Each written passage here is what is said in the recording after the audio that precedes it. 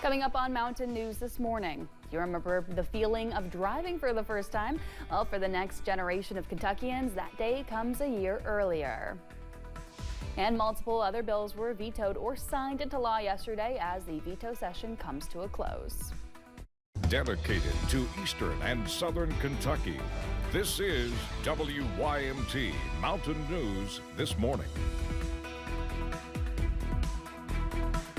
Good morning and a happy Wednesday to you. I'm Amelia Lee here with you on this March 26th. The time is 5:30 this morning and it's time to check on in with meteorologist Megan Dusmall for a look at that forecast this morning. And Megan, we've had a bit of a cold start to a couple of our days as spring season has rolled around, but is there hope for some warming up and some sunshine? Well, thankfully, there is some chance for warming up. Sunshine, maybe not. We're going to have a couple rainy days ahead of us, but let's talk about those temperatures, right? You're off to a cooler start this morning, mainly sitting in the 30s and the 40s, but as you head into the afternoon hours, we will see a little bit of a chance of a warm up, right? We're mainly looking in the mid to upper 50s for those forecast highs, hitting the low 60s for Jacksboro, which is right at those seasonable temperatures. Now, as we look at satellite and radar this morning, had a little bit of rain, but now we're just looking at maybe a sprinkle or two for Harlan County. But for the most part, it's going to be a nice and partly cloudy day, not seeing many chances for rain in the forecast. Next 12 hours, here's how we'll go through the day, seeing partly cloudy skies with mostly cloudy as we're heading into the evening hours. High temperatures around that 4 o'clock, 5 o'clock mark. Amelia. Thank you, Megan. Well, a bill that would allow 15-year-olds to get their driving permit was signed into law yesterday. Madison Carmouche spoke with a driving instructor about the change. After some persuading from his two teenage kids, Governor Andy Beshear signed House Bill 15 into law. House Bill 15. Fine, I'll sign it, okay? I was hoping you'd say that. Here's the bill. Here's your pen. To all the 15-year-olds out there, drive safely. Now that 15-year-olds will be able to get their instruction permit in the Commonwealth, this means more business for the owner and lead driving instructor, Jeff Peters at Apex Driving School. I welcome it. Bring it on. I will teach anybody anything. I have nerves of steel. Peters says he does worry about the maturity level of younger driving students. Some come in with they've been on their phone too long, or, you know, there's an immaturity level of what's going on around them because they're so focused in on the phone. After 4 years of working as a driving instructor, Peters says he begins lessons by addressing students' overconfidence behind the wheel. They're not aware of the idea that their parents had to go through a process to get to where they're at. They want to be already at the end goal versus taking that process for themselves. Peters says it is important to him to reiterate the additional danger cell phones pose during driving time. We're driving something that could kill somebody. Like, the importance of being behind the steering wheel is so important that that phone can wait. Whatever is going on in that phone can wait until you're done. While Peters says he is nervous for the influx of inexperienced drivers on the road, he is up for the challenge. In Nicholasville, Madison Carmouche, WKYT. The language in the bill says once it was signed into law, it takes effect immediately. Governor Andy Beshear signed 20 bills yesterday, vetoed 12, and returned 4 more without a signature. Among those he signed, House Bill 342 requires a financial literacy course in high school, and House Bill 443, which makes Highway 80 through Perry, Knott, and Floyd counties part of the Hal Rogers Parkway. Among the bills he vetoed was House Bill 684, which limits the forms of valid identification that may be used to allow a voter to cast a ballot, and Senate Bill 89, which the governor says eliminates protections in place to prevent the pollution of groundwater and flooding of creeks, streams, and rivers. Republican legislators will likely override Governor Beshear's vetoes during the final 2 days of the legislative session, Thursday and Friday. Another bill on Governor Beshear's veto list is House Bill 6. Jessica Umbro is breaking down the bill and why the governor calls it unconstitutional.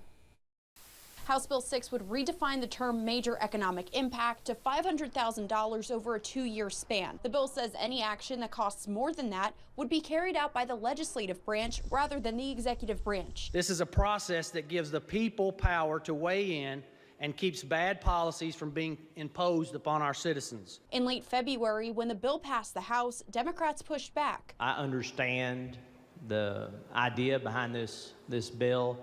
I just don't think that it's necessary, and we're going to accidentally do ourselves undue harm. Exceptions to the change include when there's an imminent threat to public health and safety, or if there's a need to prevent the loss of federal or state funds. Senate Republicans backed those exceptions during chamber discussion in mid-March. I believe that those are the appropriate exceptions, and anything outside of that should not be done with haste or in what someone may perceive as an emergency situation. Governor Andy Beshear vetoed House Bill 6, calling it unconstitutional in its purpose and its action. He said it would make it more difficult to implement bills that have already come across his desk this legislative session. In the veto statement, Governor Beshear says the Kentucky and United States Constitutions gives all three branches of government equal power, taking issue with claims that the bill would solidify the legislature as the most powerful. He also says Senate Bill 1, a bipartisan bill that would create Kentucky's film office, will have significant costs in the implementation well over the threshold. And Senate Bill 100, another bipartisan bill that would require licenses for nicotine retailers, would also exceed $500,000. Lawmakers have 2 days to override any vetoes from Governor Beshear. In Frankfort, Jessica Umbro, WKYT. Kentucky Senator Rand Paul is proposing a new piece of legislation that would exclude certain snack foods from SNAP benefits. Senator Paul introduced the Nutritious SNAP Act. The law would prohibit SNAP funds from being used to buy sodas and foods like potato chips and desserts. Senator Paul hopes the bill would realign SNAP with its original mission to improve the nutrition of low-income households.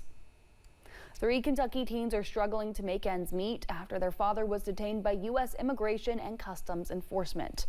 Adrian Garcia Zaragoza was first arrested Thursday night over a 2019 failure to appear charge. His family paid bail, but ICE took him into custody. His daughter says he lost his work permit after a house fire destroyed his documentation. Now she and her siblings are selling their belongings to survive. We sold all of our stuff, like TVs. My brother sold his truck parts, everything.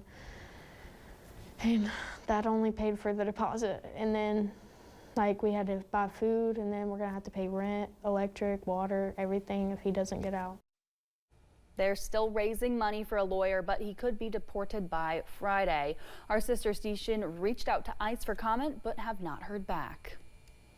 As small businesses work to recover from the February flood, organizations are offering a little money to help them make ends meet. The Pikeville Community Foundation, under the umbrella of Foundation for Appalachian Kentucky, is hoping to be part of recovery efforts, offering small business flood relief grants for up to $5,000 to impacted businesses who plan to reopen. Officials are inviting owners to apply for assistance through an online application. It was just devastating. And it's made a big financial impact on people, and we're so sorry that they had to be impacted by that, but we're hoping we can give them some relief.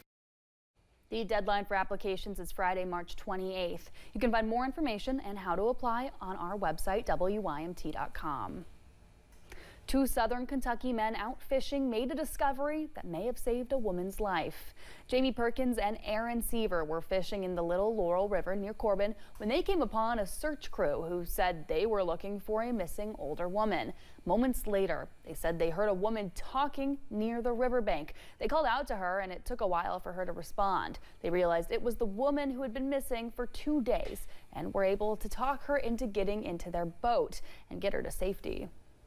You don't really hear of finding somebody, I guess, her age after the conditions we've had with the storm and the cold at night. She was in really good shape other than being a little bit disoriented. She was standing. Seaver and Perkins say the woman told them she was able to find a place to sleep at night and never appeared to be scared of being alone. Her family told rescue workers she recently began suffering from dementia. 2025 brought snow, ice, flooding, and strong winds to Kentucky, which can affect the blooms sprouting this spring. Most plants that are blooming early in the season are expected to be able to handle late season cold snaps. But when it comes to cold wind gusts, impacts come down to species and placement. Joe Ellis with the Sunshine Grow Shop says Kentucky's strong wind gusts can cause problems for petals. Anything that's closer to the ground, the shorter the plant, the less the wind is going to affect it. If you can plant near the house, you'll usually get a little bit of a break from wind. But he says not all bad weather is bad for plants. For example, a strong thunderstorm could cause plants and foliage to grow and even seem more vibrant. In less than 2 weeks, one of the Duke boys returns to Hazard, Kentucky. Dukes of Hazzard actor John Schneider will host a flood relief benefit concert in Hazard on Tuesday, April 8th, which is also his 65th birthday. It starts at 7 at the Forum. Tickets are still available. Every penny raised will go to flood relief through the Foundation for Appalachian Kentucky. This comes 43 years after Schneider participated in another benefit concert in Hazard for the families affected by a mine disaster. Still to come, the Peanuts gang is taking a trip for iced coffee, and this time you can tag along too for the iconic cartoon's coffee mug. And we're watching partly cloudy skies today, but storms are in the forecast later this week.